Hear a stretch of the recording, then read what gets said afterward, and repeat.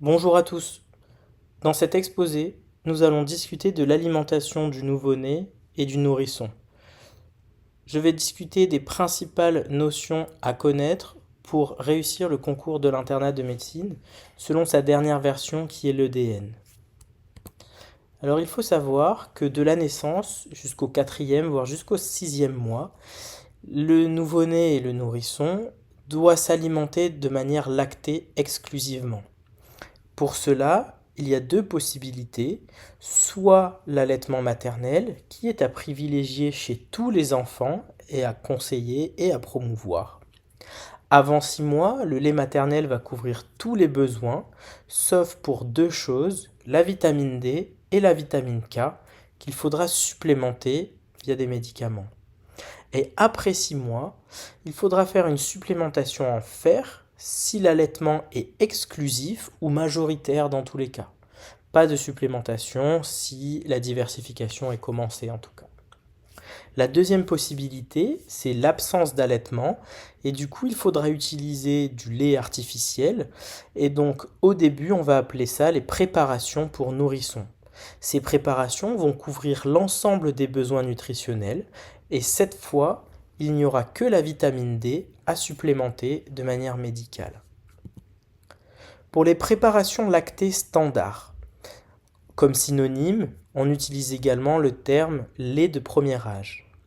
Ces laits, ils conviennent à la très grande majorité des nourrissons et on va les donner durant les 4 à 6 premiers mois de vie. Ensuite, il faut connaître l'existence de préparations lactées spécifiques en cas de pathologie, notamment les laits hypoallergéniques qui sont issus de protéines partiellement hydrolysées, qui auparavant étaient donnés en prévention d'allergies chez des enfants potentiellement à risque, mais qui aujourd'hui n'ont plus de réelle indication consensuelle. On connaît les laits anti-régurgitation, qui sont des laits épaissis par de l'amidon ou de la farine de carouble, et dont l'indication, comme leur nom l'indique, ce sont les bébés qui ont des régurgitations très importantes. Les laits sans lactose, où le lactose est remplacé par de la dextrine maltose, et l'indication, ce sont les diarrhées sévères avec hospitalisation et qui récidivent 5 à 7 jours après la réintroduction de lait avec lactose.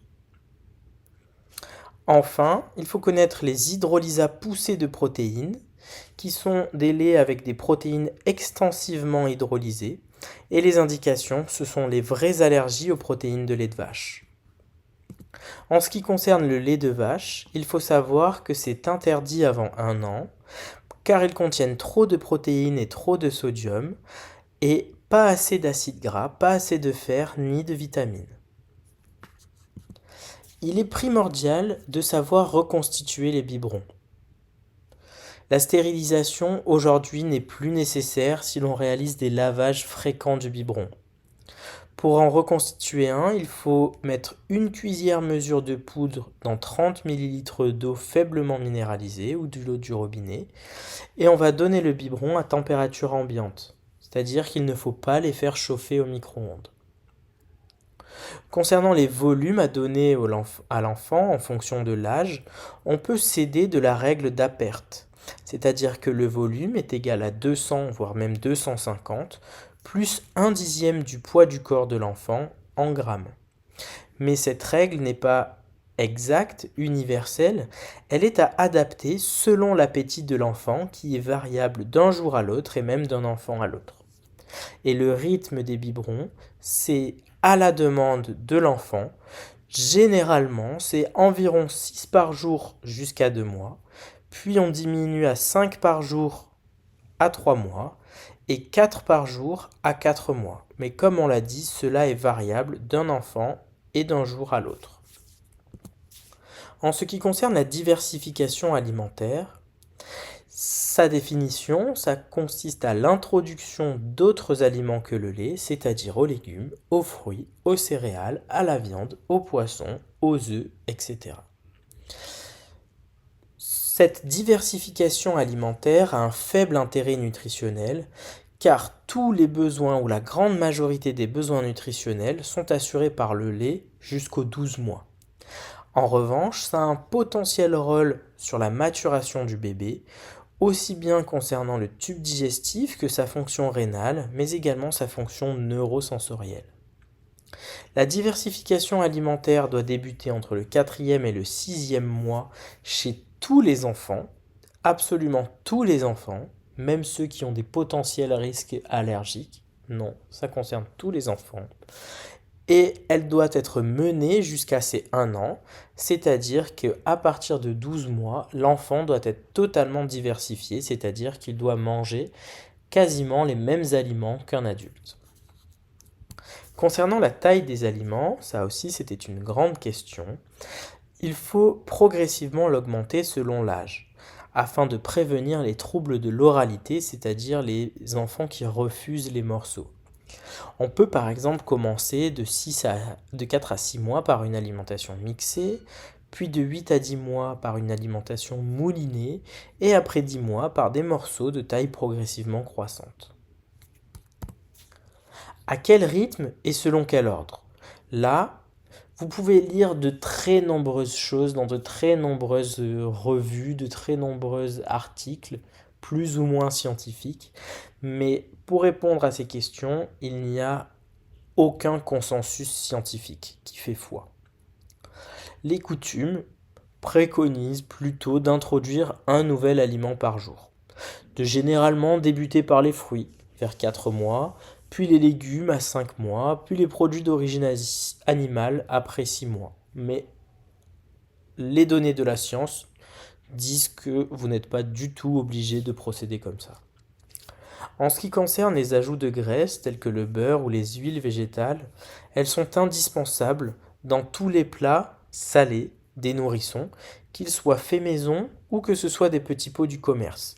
L'objectif, c'est d'assurer les besoins en lipides des nouveau-nés qui sont très importants. Dès que les repas sont diversifiés, donc finalement à partir de 4 à 6 mois, et que le bébé ne prend pas du lait maternel, il faut passer à un lait deuxième âge que l'on appelle une préparation de suite, qui va remplacer donc les préparations pour nourrissons. Ces laits sont généralement enrichis en fer et on doit les poursuivre jusqu'au 10e voire 12e mois.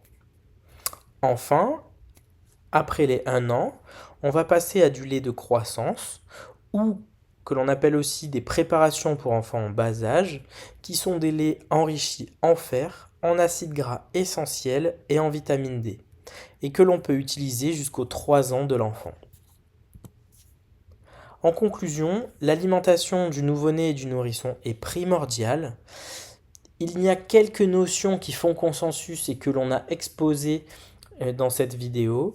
Et finalement, tout ce que l'on peut lire dans d'autres sources, etc., c'est plutôt des croyances ou des courants de pensée qui n'ont aucune fondation scientifique. Ce qu'il faut retenir, c'est que de la naissance à 6 mois, et ce qui est prouvé, c'est que l'alimentation doit être lactée exclusivement. Que ce soit par du lait maternel, qu'il faut promouvoir car il y a de nombreux avantages, comme vous pouvez le voir dans un autre item au programme du concours de l'internat de médecine. Et en absence d'allaitement maternel, il faut utiliser pour la très grande majorité des enfants des préparations standards dont le rythme et les volumes sont adaptés à l'âge.